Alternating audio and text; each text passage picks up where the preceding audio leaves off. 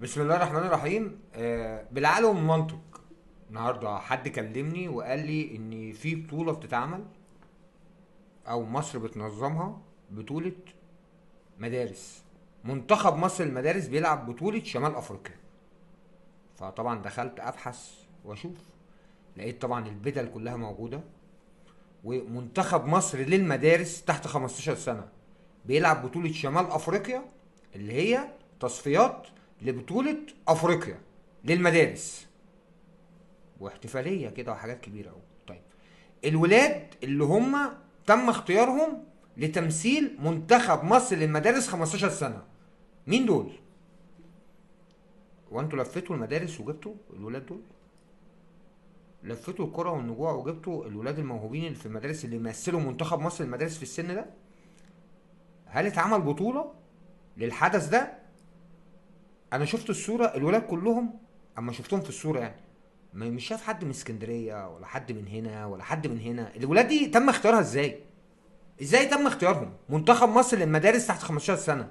مش لما بيبقى عندنا بطوله زي كده المفروض الولاد دول يطلعوا من دوري المدارس، من دوري الفصول، من موهوبين المدارس؟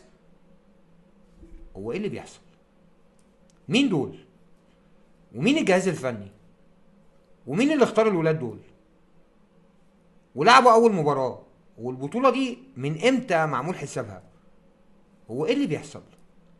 هو ولاد الناس الغلابه الموهوبين اللي بجد لحد امتى؟ مع احترامي لكل الولاد الموجودين في الصوره، ربنا يكرمهم يا رب،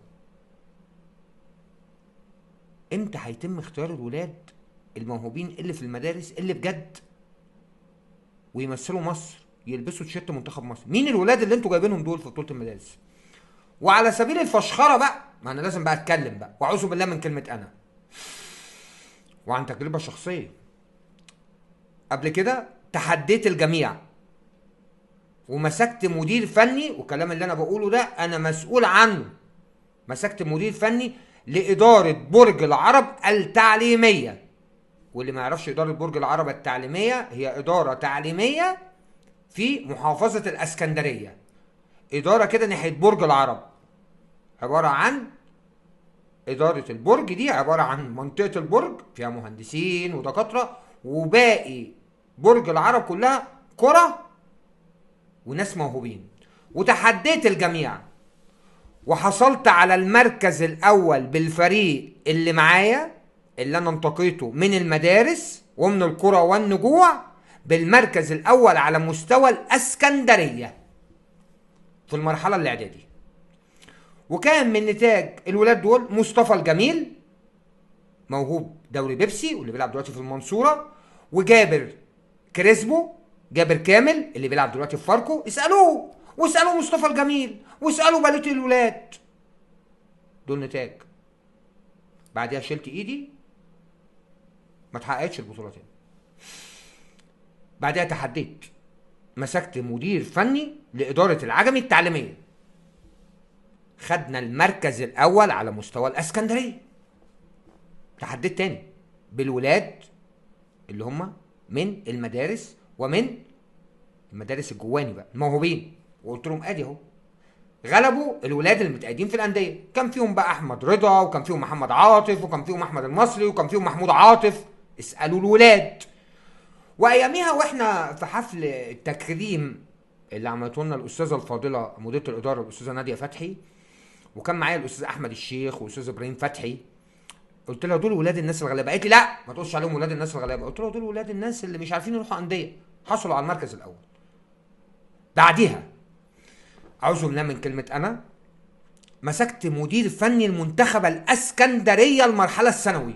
اسالوا الناس، وعملنا جهاز عالمي، وحققت البطولة الوحيدة في تاريخ اسكندرية، ما اتحققتش بعد كده ولا اتحققت قبل كده. كان أعلى مركز اسكندرية جايباه في بطولة المدارس على مستوى الجمهورية في سنة 95 الكابتن هاني سرور، كان محقق المركز الخامس على مستوى الجمهورية، وده كان أحسن مركز.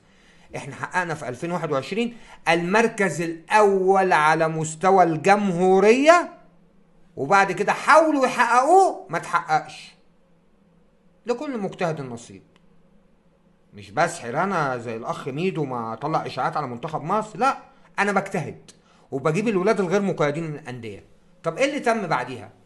تم ان بعديها في المنتخب ده كان معايا محمد سعيد مكرونه، واحنا راجعين في الاتوبيس راح الجياد بيعوا من الجياد لسموحه ب 30,000 جنيه، ودلوقتي بقى محمد سعيد مكرونه ابننا. وكان معانا احمد المصري دلوقتي محترف، وكان معانا محمد طارق حارس المرمى، مش عايز انسى حد، وكان معانا اسماعيل، وكان معانا نور، وكان معانا عبد الرحمن جمال، وكان معانا ابراهيم سامي بتاع سموحه، وكان معانا علي بتاع سبورتنج. وانا كنت منقي الولاد بالمسطره، وحققنا المركز الاول على مستوى الجمهوريه. وبعد ما رجعنا انا لقيت ان الولاد كلهم خدوا درجات التفوق الرياضي، والحمد لله فرقت معاهم كل واحد 16 درجه، فرقت معاهم من كليات صغيره لكليات كبيره. واما انا رجعت لقيت التكريم الغير لائق للولاد، وانا بعترف شلت ايدي، قلت لهم انا مش همسك تاني، لان انا بحب اوصل للقمه كده وبشيل ايدي بسيب الناس تتفرج.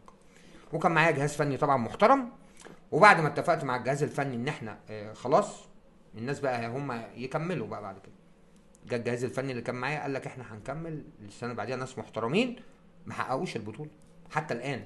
السجل الوحيد، البطوله الوحيده اللي اتحققت اللي الحمد لله العبد لله اللي كان معاه جهاز فني محترم ولاعيبه محترمه وعملنا منظومه محترمه حققنا، وانا مسؤول عن كلامي. السجل المركز الاول على مستوى الجمهوريه باسم منتخب اسكندريه للمدارس الثانوي هي المره الوحيده اللي احنا حققناها. تيجي انت النهارده تعمل بطوله مدارس، بطوله شمال افريقيا، منتخب مصر مدارس، مين الولاد دول؟ مين اللي اختارهم؟ مين الجهاز؟ جبتوا الولاد دول منين؟ هل اتعمل بطوله لاختار الولاد دول ولا نقيتوهم ازاي؟ هو ايه اللي بيحصل؟ دي بطوله موهوبين يا جماعه، دي بطوله مدارس لطلاب المدارس. يعني كان المفروض يتعمل بطوله. احنا امتى هنتطور؟ هو انا اما جيت في وقت من الاوقات تحديت وقلت هجيب من برج العرب منتخب هعمله من الولاد طلبه المدارس يكسب لعيبه الانديه، كسبوه. واما جبت من العجمي من غير المقيدين من الانديه كسبوا، واما جبت منتخب الاسكندريه كسبوا. بالتخطيط، بالاجتهاد، بالحافز، بالخطط، بالشغل البدني. لكن اللي بيحصل ده، انا الناس سالوني هو منتخب المدارس اللي بيلعب اولياء امور والله ولادنا ليه ما لعبوش فيه؟ قلت لهم والله ما اعرفش، انا اتفوجئت. نمنا صحينا، ايه ده انت ما شفتش حاجه؟ تعالى في بدل واقفه، بص وما بين البدل كده، ايه ده؟ بطوله شمال افريقيا للمدارس، ولاعيبه واقفه بتاعت منتخب مصر، ولجنه الحكام بتعمل دوره للحكام عشان يحكموا في بطوله المدارس، والولاد هتتغلب وتطلع.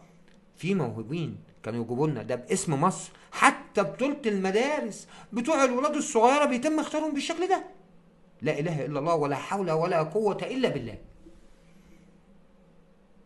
مش هنقدر نقول اي حاجه، يعني حقيقي مش هنقدر نقول اي حاجه. ربنا يوفق الولاد اللي اشتركوا في بطوله المدارس الحاليه باسم منتخب مصر، وربنا يكرمهم، ونشوف اللي جاي هيكون ايه. يعني كل المشاريع، حتى مشاريع الموهوبين اللي اتعملت اللي هم بيتباهوا بيها، مفيش نتاج، مفيش لعيبه موهوبين. عشان كده احنا ملناش محترفين بره كتير، والدوري بتاعنا زي ما انتم شايفين، والتحكيم زي ما انتم شايفين، والاعلام زي ما انتم شايفين.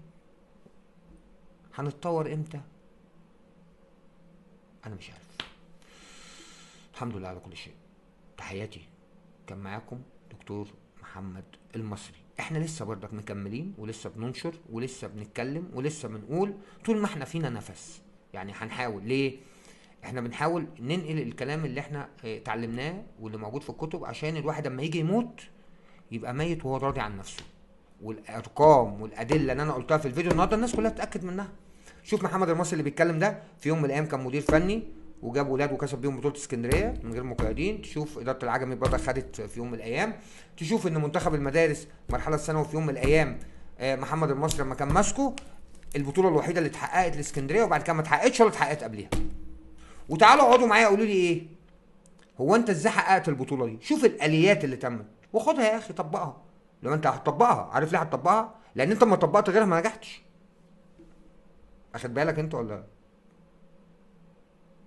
ربنا يوفقكم.